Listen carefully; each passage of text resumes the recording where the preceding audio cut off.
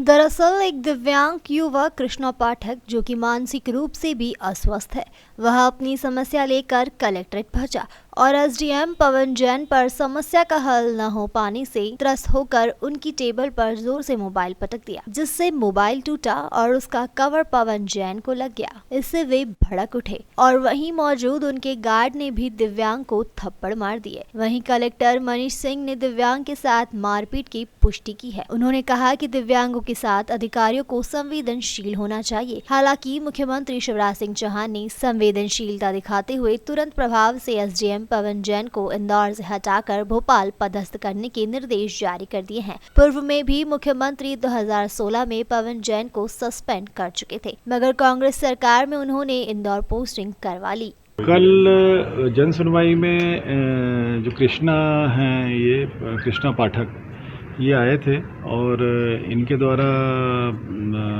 पहले भी आते रहे हैं, मेरे पास भी मिले थे एक बार आके। तो गरीब थे तो गरीबी रेखा कार्ड की इन्होंने डिमांड रखी थी, तत्काल हम लोगों ने बनवा दिया था इनके लिए। द्वारकापुरी के पास साई बाबा नगर निवासी हैं ये, और ये इनकी जो मांग थी वो उनके दादा का या किसी नाना का मकान का नामांतरण का इशू था जो नहीं हो पा रहा था, उसको लेके व्यथित थे। तो बाहर कुछ आवाज़ तेज़ी से कर रहे होंगे और अंदर सभी एडीएम्स जन सुनवाई कर रहे थे।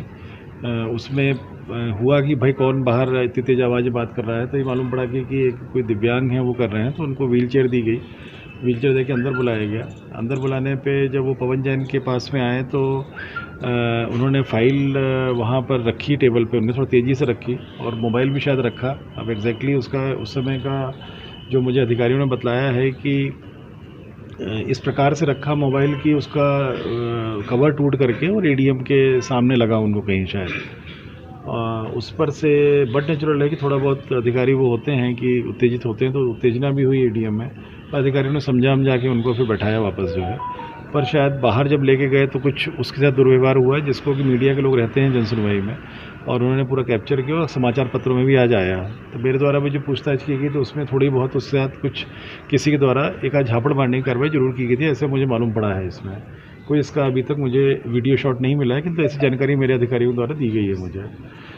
उस पर से जो खबर आई थी अखबारों में, जो कि मीडिया रहती है जन सुनवाई में, और खबर आई थी उसमें माननीय मुख्यमंत्री जी ने संज्ञान लिया। कुछ पुलिस के मैटर्स को लेकर 10:30 बजे वीसी थी, उसमें कुछ जिलों के हम लोग कलेक्टर्स जुड़े हुए थे। तो खास समाचार पत्र की कटिंग पर उनके द्वारा मुख्यमंत्री जी द्वारा पूरी जानकारी प्राप्त की गई।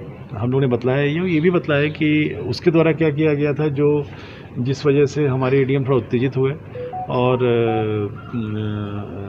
उसके कारण थोड़ा बहुत उसका असुविधा भी हुई बौद्धिक दिव्यांग को। और जो दिव्यांग व्यक्ति थे वो जनरली सामान्य तौर पे हम लोग दिव्यांगों को लेकर के बहुत संवेदनशील रहते हैं। बहुत सारी योजनाएं सरकार ने चला रखी है। अब संख्या भी दिव्यांग जो कैटेगरी बनाई है सरकार ने जिनको लाभ प्राप्त हो सकता है, वो संख्या भी 30 से अधिक हो चुकी है। अलग अलग कार्यक्रम समय समय पे दौरों में कराते रहते हैं, और कहीं ना कहीं बौद्धिक दिव्यांगों को या फिजिकली चैलेंज जो हमारे रहते हैं दिव्यांग, इनको हम लोग बहुत ही संवेदनशीलता से और सॉफ्टली डील करते हैं, क्योंकि थोड़ा उत्तेजना इनमें हमेशा रहती है। जब भी कोई दिव्यांग मिलता है तो ये मान के हम लोग चलते हैं कि उसको बहुत ही स्नेहपूर्वक उसको टैकल करना है, और क्योंकि वो बहुत बड़ी समस्या से गुजर रहा है व्यक्ति वो।